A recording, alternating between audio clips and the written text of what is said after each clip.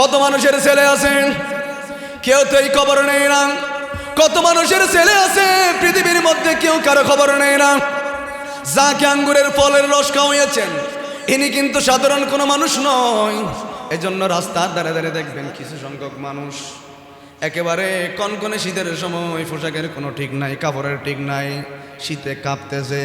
ওই মানুষকে যদি একটা কম্বল দিতে পারেন, এই জিনিসটা দুনিয়ার কারো ভালো না লাগলেও একজনের ভালো লাগবে। বলেন তিনি কে? বললেন আমার বেশি ভালো লেগেছে। তো খাওয়ার পর তো ওই বুড়া মানুষ জিজ্ঞেস করলেন তোমার নাম কি? বলেন আমার হাসান মঈনুদ্দিন, আমার নাম হাসান। ওই মুরব্বী বললেন ও হাসান, তুমি হাসান মানে সুন্দর, উপরে যেমন সুন্দর ভিতরে এর চেয়ে বেশি সুন্দর। সুবহানাল্লাহ। হাসান আয়া হে आमिना की आंगन में नूर जगमगाया है, आमिना की आंगन में। एक ही है खुदा सबका, उनका जाते वाहिद है। एक ही है खुदा सबका, उनका जाते वाहिद है। आपने बताया है आमिना की आंगनों में नूर जगमगाया है, आमिना की आंगनों में। उपस्थित গরিব নামাজের দরবার থেকে কেউ খালি হাতে আসে না। অনেকে এগুলা নিয়ে ঠাট্টা বিদ্রুপ করে। আসলে মূলত শয়তান যখন মানুষের অন্তরের মধ্যে বাসা বাঁধি ফেলে, তখন তার আর দুনিয়ার কোরআন তেলাওয়াত ভালো লাগবে না, ওলিদের শান ভালো লাগবে না। কারণ আল্লাহ বলেন গরিব নামাজ তো গরিব গরিব নামাজকে পৃথিবীর মধ্যে সর্বশ্রেষ্ঠ ধনী বানিয়ে পাঠিয়েছেন কে? এজন্য গরিবের আমাদের দরবার থেকে কোনো মানুষ খালি হাতে ফিরে আসে না। এটা কিন্তু অবাস্তবের কোনো কিছু নয়। কারণ গরিবে নামাজ দেয় না, গরিবে নামাজের মাধ্যমে যিনি দেন বলেন তিনি কে? এই গরিবে নামাজ গরিবের বন্ধু ছিলেন। ওনার আব্বাজান, উনি গরিব নামাজের জীবনে যখন আপনি পড়বেন দেখবেন উনি 7 থেকে 9 বছরের মধ্যে কোরআনে পাকের হাফেজ হয়েছেন। ওনার আব্বাজান গিয়াসউদ্দিন, ওনার আম্মাজার নাম হলো উম্মুল ওয়ারা বিবি মাহেনু। মা যেমন নেককার, ছেলেও নেককার, বাবাও নেককার, আল্লাহর ওলির ফ্যামিলি। সুবহানাল্লাহ। 14 থেকে 15 বছর বয়সের মধ্যে মা বাবা দুজনই ইন্তেকাল করলেন। গরিব নামাজকে একটা আঙ্গুরের বাগান দিয়ে গিয়েছেন মা বাবা। আঙ্গুরের বাগান পরিচর্যা করতে লাগলেন, প্রতিদিন আঙ্গুরের বাগান দেখাশোনা করতে লাগলেন। হঠাৎ করে একজন বুড়া মানুষ ওই বাগানের সামনে এসে উপস্থিত হলেন। আমার গরিবে নামাজ বললেন আব্বাজান, ও আমার মুরব্বী, এই গরমের মধ্যে আপনার অনেক কষ্ট হচ্ছে, আপনি যদি একটু বসতেন আমি আমার আঙ্গুরের বাগান থেকে ফাঁকনা ফাঁকনা আঙ্গুরগুলো দিয়ে আপনাকে এক গ্লাস শরবত বানাই খাওয়াবো। সুবহানাল্লাহ। আজকে আমাদের ফ্যামিলিগুলা এমন হচ্ছে কেন? এই যে গতকাল দেখলাম কয়েকদিন আগে হাটহাজারের মধ্যে বাপ মারা গিয়েছেন, 40 ঘন্টা পর্যন্ত উঠোনের মধ্যে লাশ রাখি দিয়েছে। এজন্য আমি বলি যেগুলো আপনাদের খারাপ লাগতে পারে, নবীজি এমনি বলেন নাই সম্পদ টাকা অবস্থায় সবগুলা তুমি বন্টন করে দাও। কে কিরকম পাবে, কাকে কতটুক দিতে হবে, যাতে মরণের পর হাইটের উপর বসে থাকতে না হয়, লাঞ্ছনা জিল্লতি মৃত্যু যাতে না হয়। এজন্য কারো হক ধ্বংস করবেন না, কারো 1 টাকা আপনি মারি খাবেন না। ছেলের হোক, মেয়ের হোক, আত্মীয় স্বজনের হোক, মরার আগে ডেকে যারগুলো তাকে দিয়ে দেন। নইলে হাইটের উপর, এগুলো তো দুনিয়ার মানুষ হাইটের উপর বসে রাখছে। কিয়ামতের ময়দান কেমন হবে, আপনার কবর কেমন হবে, হাসর কেমন হবে, মিজান কেমন হবে, ফুলসিরাতের পাল্টা কেমন হবে। এই জন্য যারা নেককার মানুষ, যারা ইমানদার মানুষ, যারা দুনিয়াকে বেশি বেশি ভয় পায়, আল্লাহকে যারা বেশি ভয় পায়, মরার আগে সবগুলো তারা ফয়সালা করে ফেলবে। আপনারা দেখেছেন। আর যারা রেখেছেন তারা বলছে এরকম বাপ মা বাবু আসো তো বেশি করে, সেজন্য জায়গা কিছু বেশি লিখে দেয়, আছে না নাই? অনন্য মাইতে লাগবেন, গ্রামত বেশি আছে, ছেলে বেশি টাকা কামাই, দেখাশোনা বেশি করছে, এজন্য ছেলেকে 10 ঘন্টা 20 ঘন্টা একখানি পর্যন্ত বেশি লিখে দেয়। এই ব্যক্তির ক্ষেত্রেও তা হয়েছেন, জায়গা বেশি লিখে দিয়েছেন, যার কারণে ওনার ছেলে সন্তান 40 ঘন্টা পর্যন্ত তাকে দাফন করতে দেয় নাই। এই জন্য আপনি মরার সময় ডিসাইড করবেন, মরার আগে ডিসাইড করবেন আমার সম্পদ কি করব, আমার জমি জমাগুলো কি করব, কে কত রূপ পাবে, আমার থেকে করতে ভাই এগুলো করবেন। তো গরিব নামাজেরও একটা আঙ্গুরের বাগান ছিল, গরিব নামাজ পরিচর্যা করতে লাগলেন। হঠাৎ করে বুড়ো একটা মানুষ গরিব নামাজের আঙ্গুরের বাগানের সামনে এসে গামর্ত তৃষ্ণার্ত হয়ে দাঁড়িয়ে আছেন। দুনিয়ার কত মানুষ আছে, কেউ খবর নেই না। গরিব নামাজ বললেন, ও আমার মুরব্বী, আপনি যে গামর্ত হলেন, তৃষ্ণার্ত হলে আমার বেশি মায়া হচ্ছে। আঙ্গুরের বাগান থেকে একেবারে পাকনা পাকনা আঙ্গুর ওই বুড়া মানুষকে 1 গ্লাস আঙ্গুরের শরবত গরিব নামাজ খাওয়িয়ে দিয়েছে। সুবহানাল্লাহ। কত মানুষ পৃথিবীতে আছে, কত মানুষের ছেলে আছে, কেউ তো এই খবর নেই না। কত মানুষের ছেলে আছে পৃথিবীর মধ্যে, কেউ কারো খবর নেই না। যাকে আঙ্গুরের ফলের রস খাওয়িয়েছেন, ইনি কিন্তু সাধারণ কোনো মানুষ নয়। এজন্য রাস্তার ধারে ধারে দেখবেন কিছু সংখ্যক মানুষ একেবারে কনকনে শীতের সময়, পোশাকের কোনো ঠিক নাই, কাপড়ের ঠিক নাই, শীতে কাঁপতেছে। ওই মানুষকে যদি একটা কম্বল দিতে পারেন, এই জিনিসটা দুনিয়ার কারো ভালো না লাগলেও একজনের ভালো লাগবে। বলেন তিনি কে? বলেন আমার বেশি ভালো লেগেছে। তো খাওয়ার পর তো ওই বুড়া মানুষ জিজ্ঞেস করলেন, তোমার নাম কি? বলেন আমার হাসান মঈনুদ্দিন, আমার নাম হাসান। ওই মুরব্বী বললেন, ও হাসান, তুমি হাসান মানে সুন্দর, উপরে যেমন সুন্দর ভিতরে এর চেয়ে বেশি সুন্দর। সুবহানাল্লাহ। ও হাসান, তোমার নামের অর্থ হলো সুন্দর, তুমি উপরে যেমন সুন্দর ভিতরে এর চেয়ে বেশি সুন্দর। হাসান, তুমি যে আমাকে 1 গ্লাস আঙ্গুরের রস খাওয়িয়েছ, তোমাকে আমি কি দেব? ওই মুরব্বী মানুষ থলে থেকে একখানা রুটি বের করলেন। রুটি বের করে একেবারে ময়লা, আমরা তো দূর একজন হানা আরেকজন না, হাত যেটা বিয়ের মেজি কত ধরনের জিনিস এটা করে ফেলায়, এগিন হ্যাবের টাইম আছে না, কিন্তু এগুলো ওলিদের নজর হতে হবে। তো গরিব নামাজকে দিলেন, বলেছেন দেন এগুলা, এই রুটিটা খেয়ে ফেলেন, কোনো ধরনের ডিনাই করে নাই, দেওয়ার সাথে সাথে খেয়ে ফেললেন। খাওয়া মাত্র ভিতরে বাহিরে পরিবর্তন, ভিতরে বাহিরে পরিবর্তন হয়ে গেলেন। আর স্বাভাবিক দেখতেছেন, অস্বাভাবিক দেখতেছে। পীরে মুর্শিদ ওসমান হারওয়ানি, ওসমান হারওয়ানির দরবারে গেলেন। ইতিপূর্বে 1 বছর ওসমান হারওয়ানির সাথে নবীজির রওজায়ে পাকের সামনে গিয়ে ওসমান হারওয়ানি পরিচয় করে দিলেন, ইনার নাম হাসান, ইনার নাম মঈনুদ্দিন, ইয়া রাসূলুল্লাহ, ওনাকে একটু কবুল করে নেন। আমার নবীকে পরিচয় করে দিচ্ছেন ওসমান হারওয়ানি পীর সাহেব। ইনার নাম হাসান, ইনি মঈনুদ্দিন, দিন ইসলামের জন্য সব কিছু ত্যাগ করে দিয়েছেন, ওনাকে একটু কবুল করে নেন। নবীজির রওজায়ে পাক থেকে আওয়াজ করেছেন, আমার হাসানকে আমি কবুল করলাম। সুবহানাল্লাহ। এই যে শুনেছেন নবীজির রওজায়ে পাক থেকে কথা বলেছে, আর মনের মধ্যে জল্পনা কল্পনা, আমি এখানে থাকবো না, আমিও মদিনা শরীফের মধ্যে যাব, আমার একটা ঘর হবে। আমার একটা ঘর হবে মানে বিল্ডিং বানানো নয়, 20 তলা বিল্ডিং নয়, আমার একটা ঘর মানে মদিনা শরীফের মধ্যে আমি মরব, আমার কবরটা মদিনা শরীফের মধ্যে হবে। মদিনা শরীফ আমার কবর হবে। ওই যে বুড়ো মানুষ রুটি যে খাওয়াই দিয়েছেন, উনি বললেন আমি আর থাকবো না, আঙ্গুরের বাগানটা বিক্রি করে ফেললেন। এজন্য দুনিয়ায় থাকা অবস্থায় চিন্তা করেন কি করবেন। গরিব নামাজ থেকে শিক্ষা নেয়, আঙ্গুরের বাগান বিক্রি করে ফেললেন।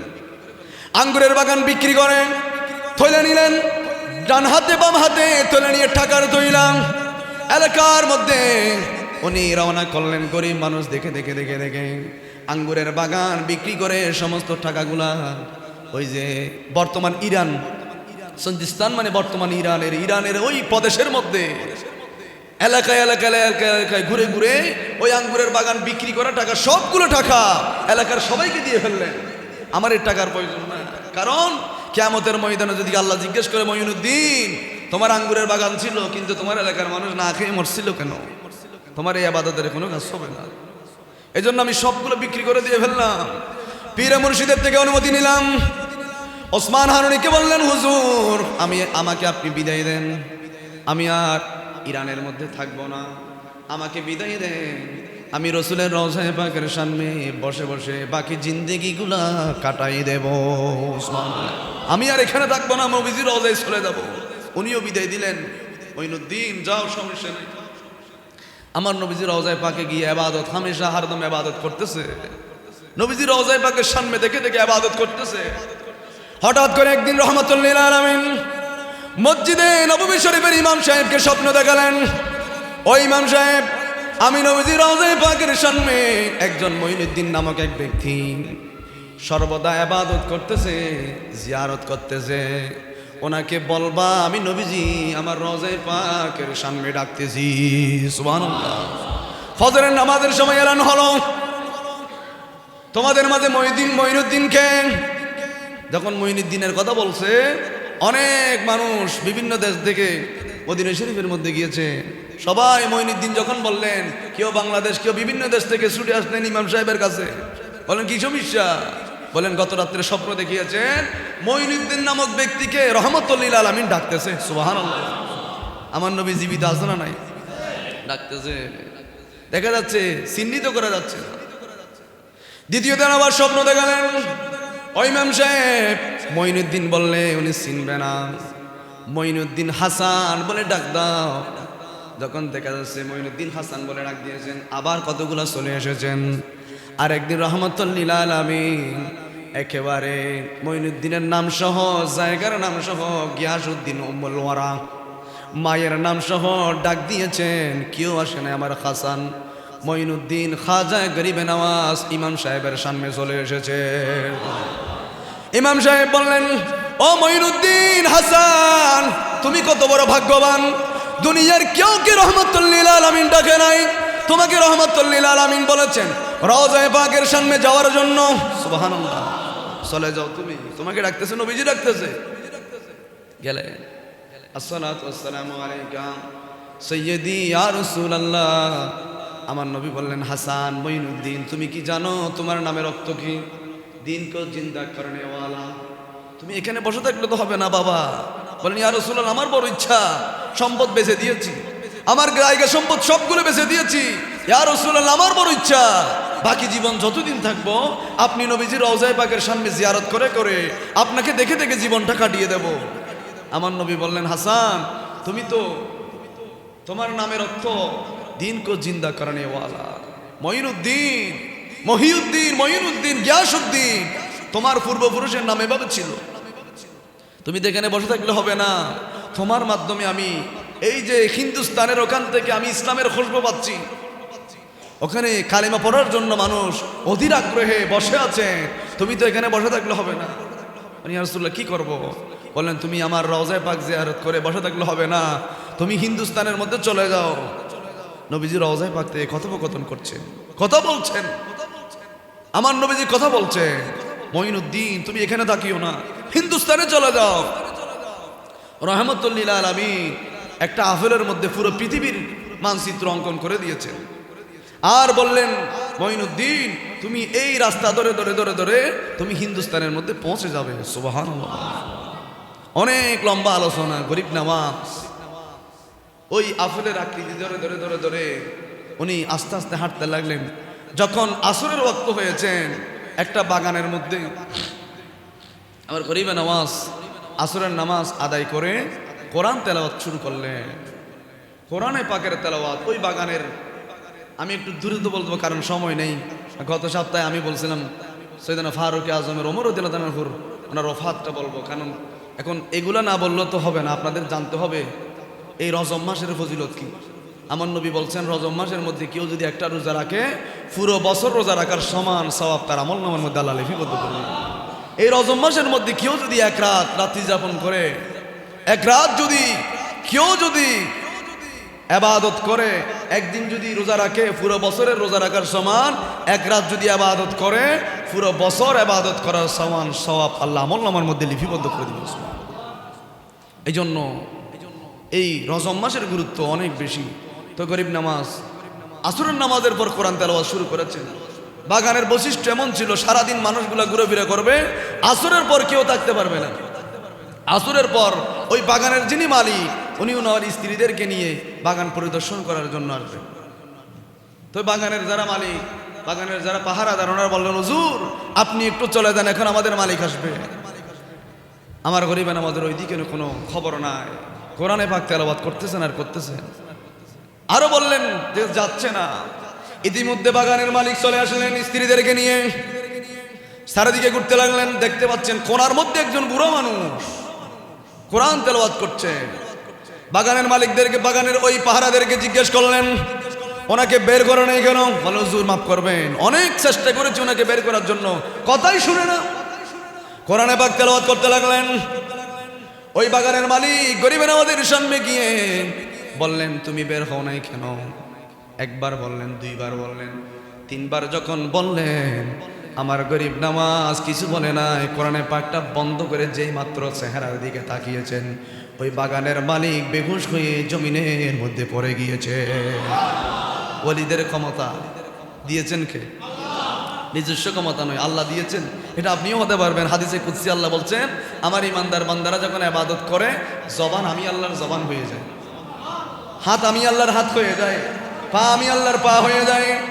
সেই কথা বলে না, তার জবান দিয়ে একজন কথা বলেন, চিৎকার দিয়ে বলেন, তিনি কে?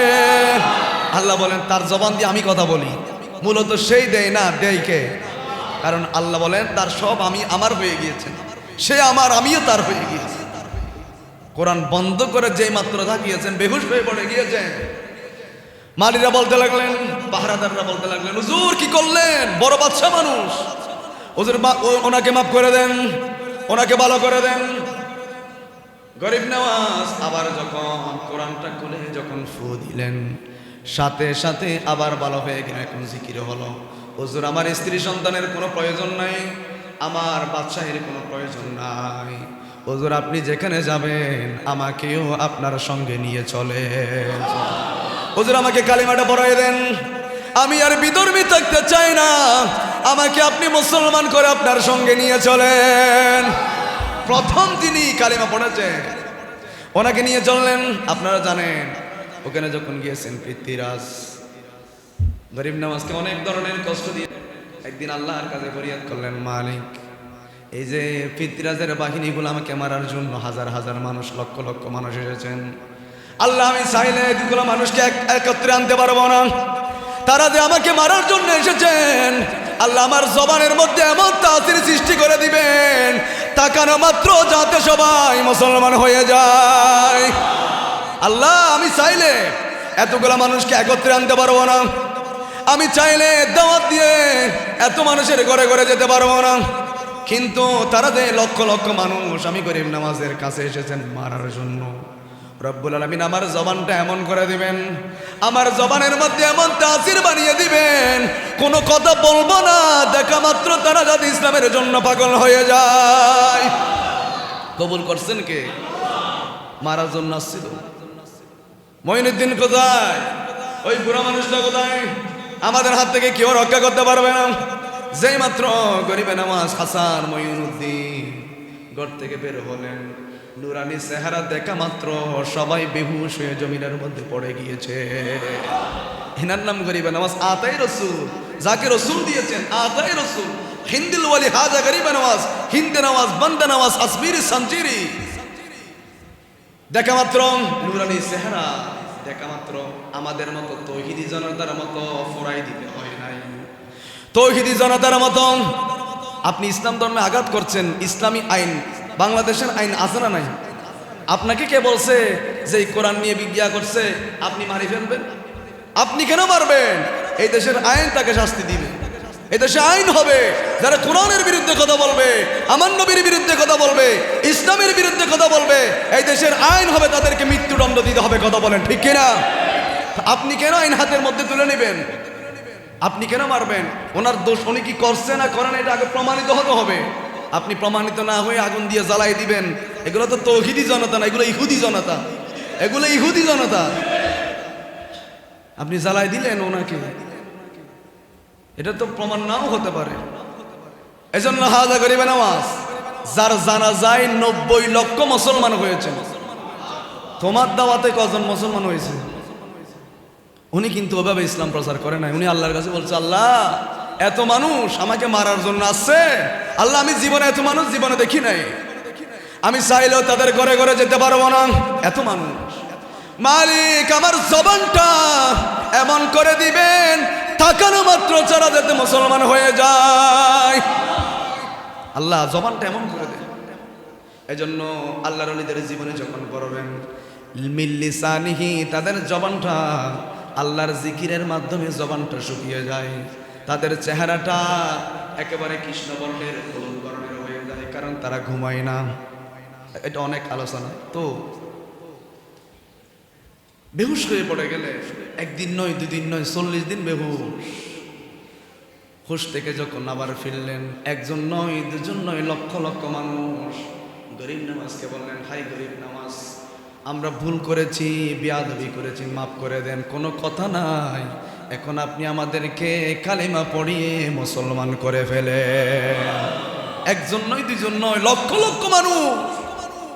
আয়না সাগরের পানি বন্ধ করে দিয়েছেন।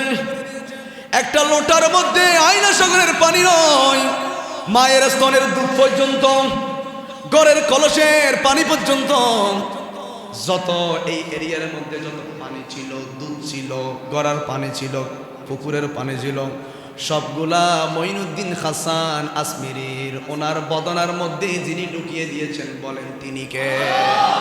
শুধু পানি নয়, মায়ের স্তনের দুধ পর্যন্ত শুকিয়ে গিয়েছেন। বলতেছেন যে ওলিদের ক্ষমতা আছে না নাই? তো প্রচার করলেন মুসলমান আর মুসলমান।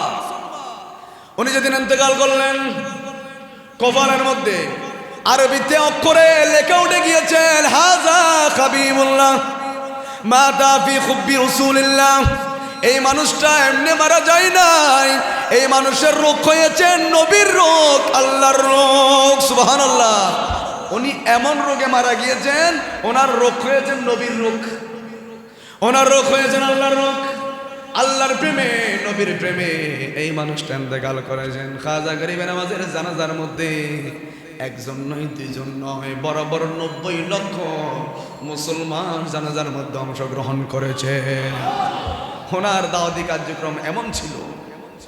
আর আমাদের ইসলাম প্রচার দেখলে ইহুদিরা বলবে, এগুলা কি মুসলমান না জঙ্গি? মুসলমান কেমনে মানুষ জ্বালায় দেয়? আগুন দিয়ে জ্বালানো একমাত্র আল্লাহর জন্য।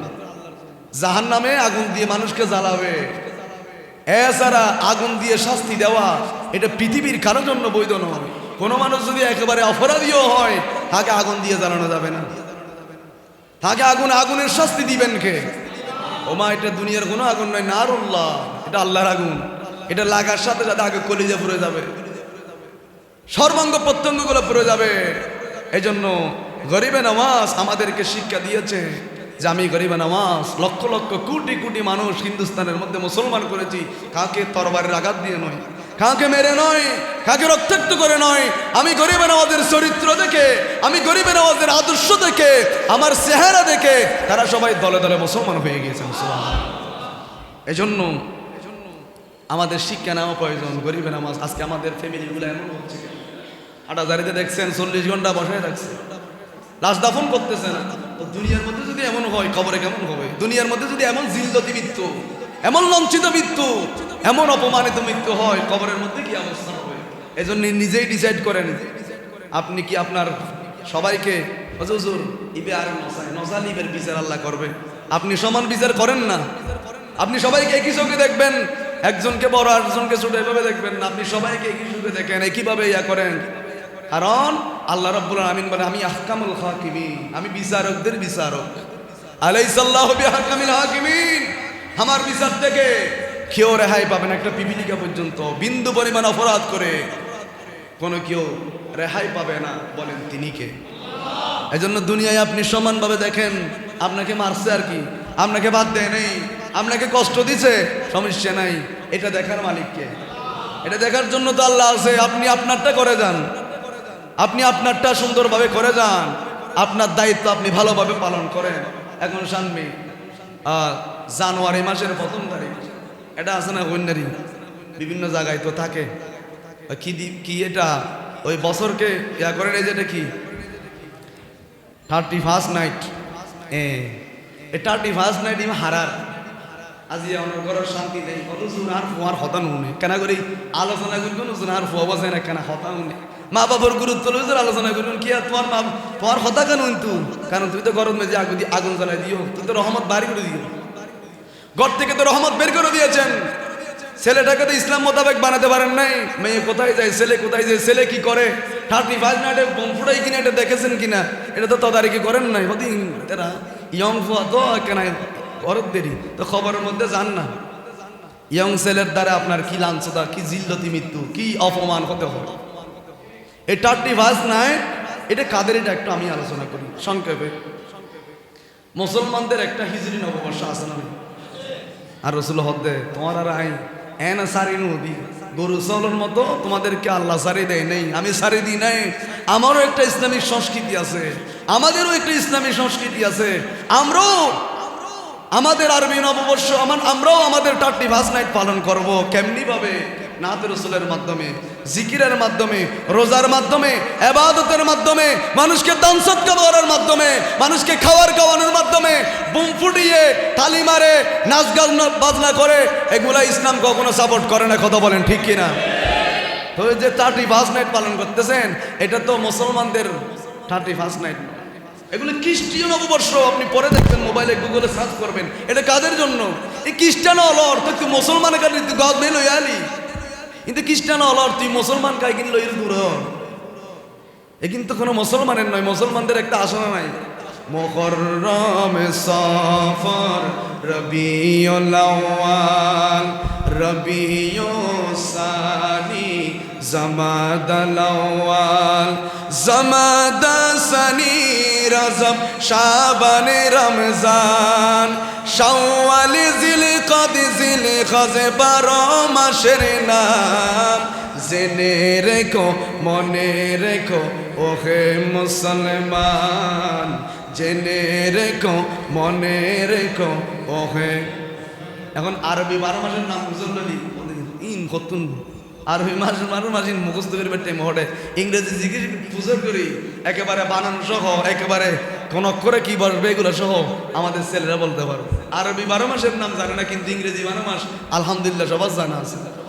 তো কবরের মধ্যে কি ইংরেজি চলবে না আরবি চলবে?